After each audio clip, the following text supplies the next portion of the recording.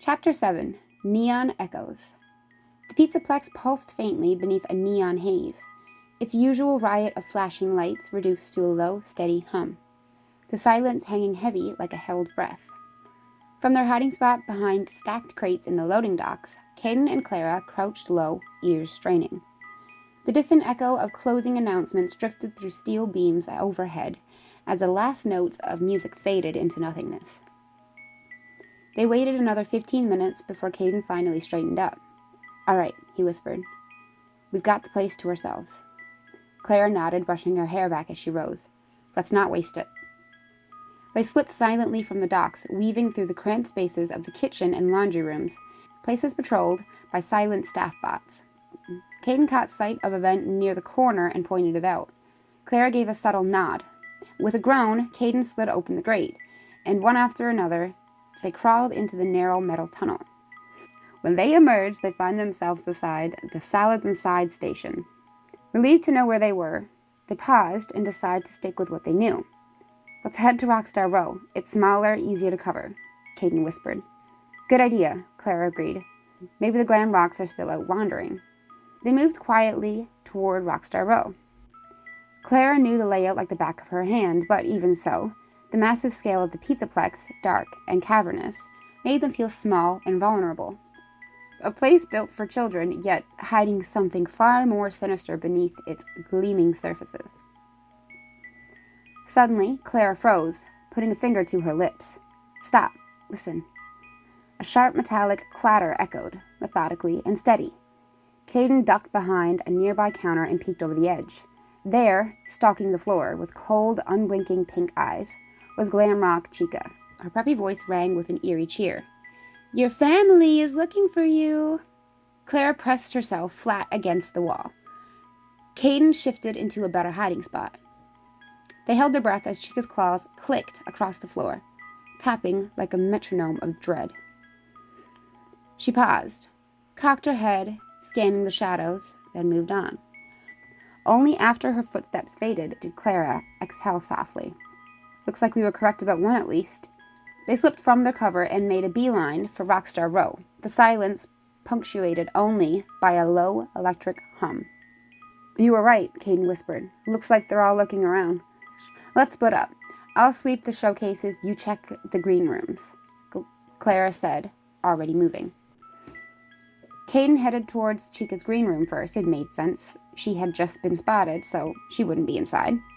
The moment he stepped in, a wave of blazing pink hit him like a shock. Neon lights blinked from every corner, casting sharp shadows across glittering surfaces. A huge star-shaped light glowed vivid green above, illuminating the room with harsh intensity.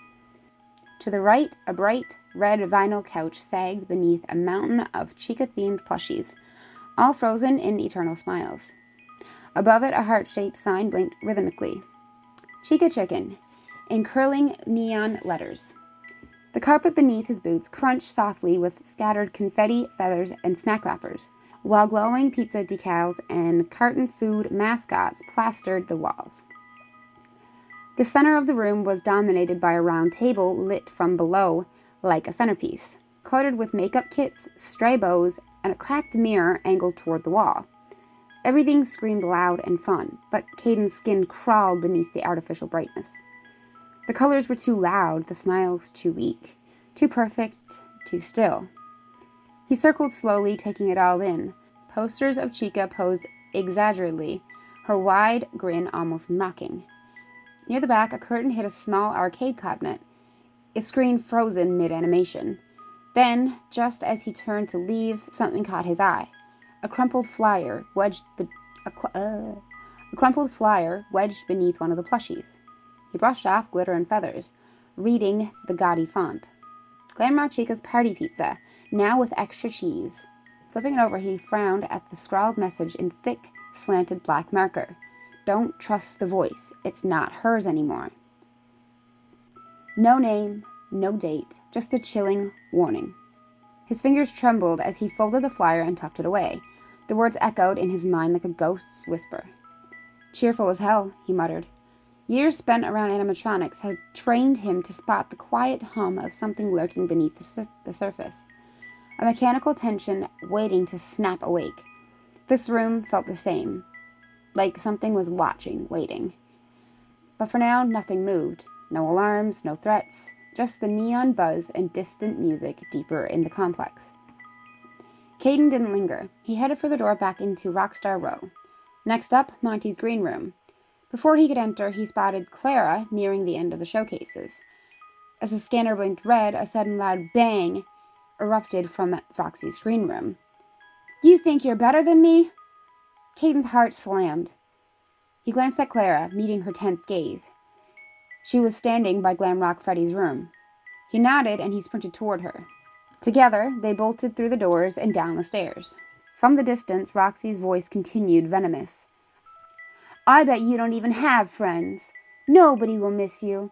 Halfway down, they stopped to catch their breath. Claira was first to speak. "What was that about? Did she know we were here?" Caden shrugged. "Not sure, but it sounded like she was talking to someone."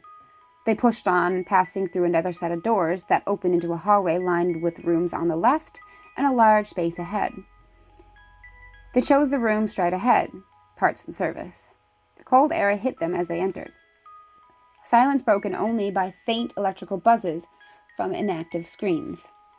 Caden moved immediately to the main console, eyes scanning the aging setup while Claira explored the glass-walled side rooms, faintly lit by backup power. "Creepy," Claira whispered. Caden barely heard her, his attention caught by one word on the screen. EXPLIL files. Without hesitation, he pulled the USB from his pocket, the one he'd snagged during their last brush with the Pizzaplex's secrets.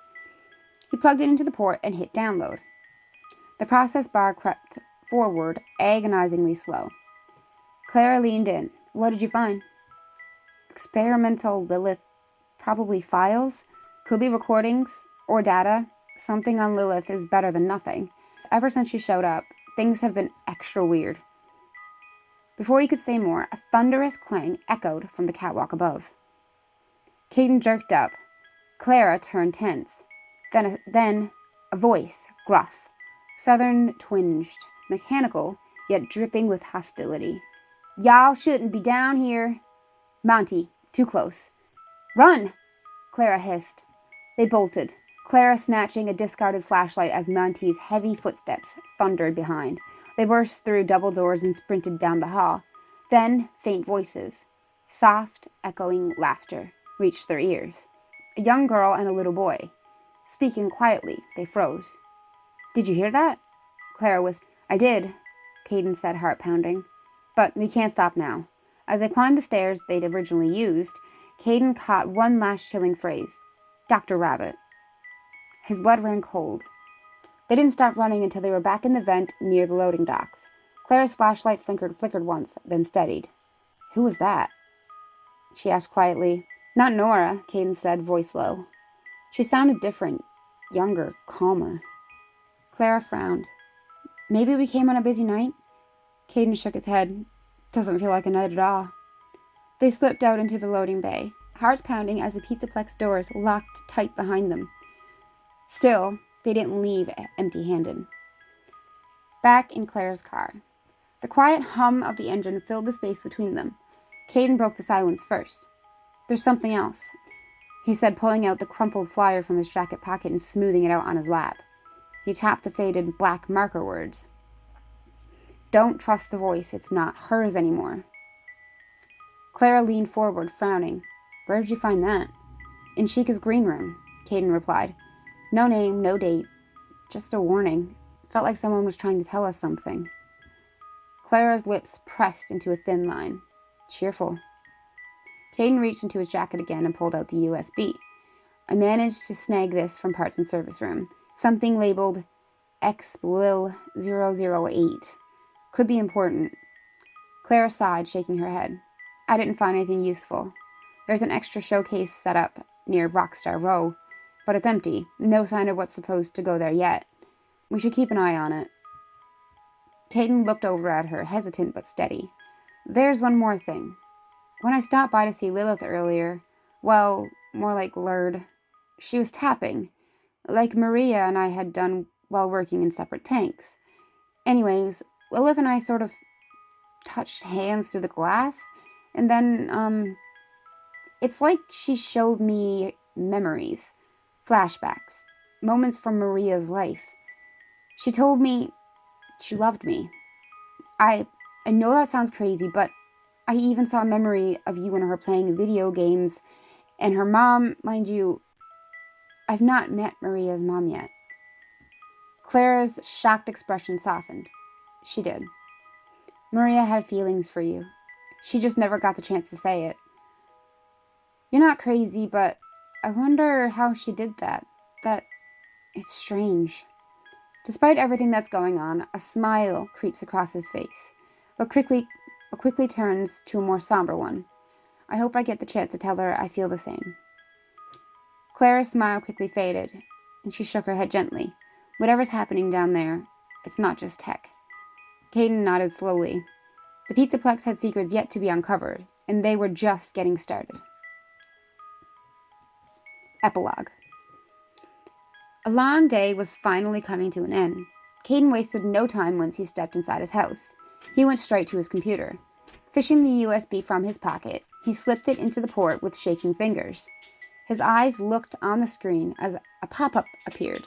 Uploading files. Every second crawled by. 60 of the longest seconds of his life. Then, upload complete. He leaned in closer. Breath caught in his throat and began scanning through the files aloud. Security footage, emails, voicemails, images. They're all empty? Frustration twisted in his chest. He skipped the rest of the folders, assuming they hadn't finished downloading in time. With a growl, he slammed his fist against his desk. His fingers clawed through his hair as he let out a groan. Damn it! Just as he was about to pull the USB out, one folder caught his eye. Exp logs. He opened it. 2 files. One required a password, the other didn't. Did they forget to lock this one? Guess this is all that had time to upload. Well, here goes nothing. He double-clicked the file. The lines of the text filled the screen. He read aloud, voice low. Left arm installed, right arm, tail connected, old limbs disposed of.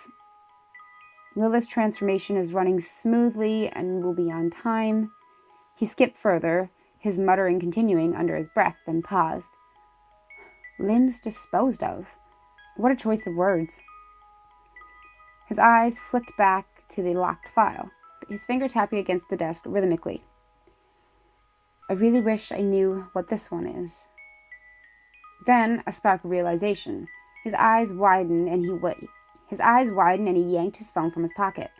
I may not know how to crack this code, but I do know someone who might for the right price.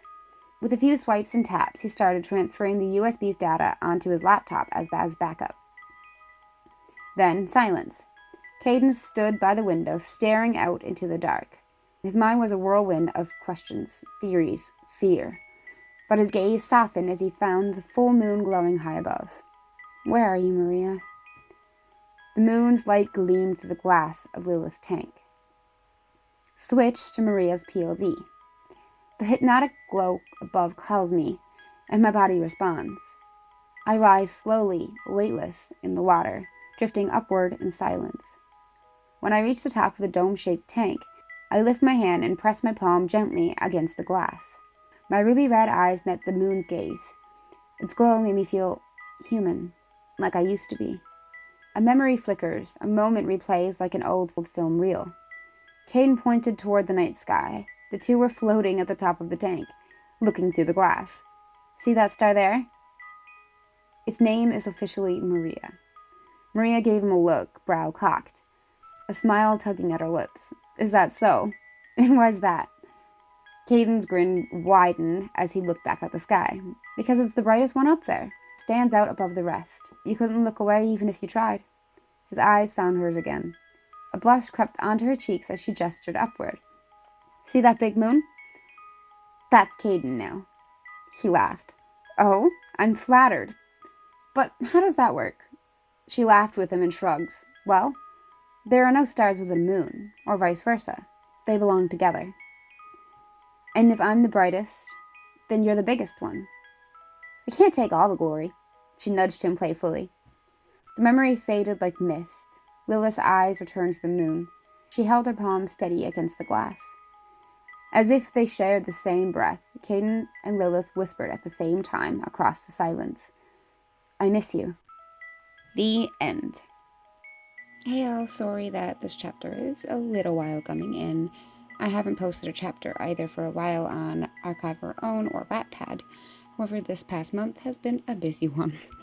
But I'm going to try and get back in the swing of it. My motivation kind of went to crap. So hopefully I'll get back in the swing. I do have graduation coming up and I will be gone for about a week. So I will get back into things when I get back. A new chapter will come, and I'm also preparing a little character analysis, which you will see a little sneak peek behind me of my character design for Maria/Lilith. I will do a little description of her information as well in a short, but for now, let's just go through what she looks like. So here you can see what she looks like in her mermaid. Form. As it's mentioned, she has reinforced pale skin, metal, obviously. Her tail is a long red, which eventually ends in a black tip. Also, this little heart is actually the pendant that is soldered to her chest that is mentioned. It also is a speaker that allows Nora to speak to Lilith and Delilah and any of the mechatronics within the water world. You can also see here that her eyes are now black and red, switching her normal heterochromia eyes, which were originally blue and hazel, as you can see here. You can also see a little sneak peek of what Maria looks like here. She's got brown hair, again, heterochromia eyes, the blue shirt, that's her work outfit with the hat, her little lanyard, and then going from here, you see the little pouch on her side that holds all of her tools, her flashlight. On the other side of her is her walkie-talkie. And we can't forget the keys on her wrist. Then we have a little version of what she would look like outside of work. Cozy clothes, goth aesthetic. She's not really wearing her makeup too much here, but she does like that goth aesthetic when she's going to dress up, and so on and so forth. But yeah, that is Maria/Lilith, so I hope you enjoyed the little sneak peek. I will be posting a short on her, as well as you can find her information on Wattpad and Archive Our Own. I will also be doing a little separate off chapter for her. I hope you guys are all enjoying this story. I'm having fun writing it. However, like I said, life got busy and motivation dropped. I had a writer's block. But anyways, I'm back, hopefully on a regular track of maybe, I'm thinking once a month from now on. But anywho, thanks again to everyone who's keeping track and following this story. See you guys next time. Bye!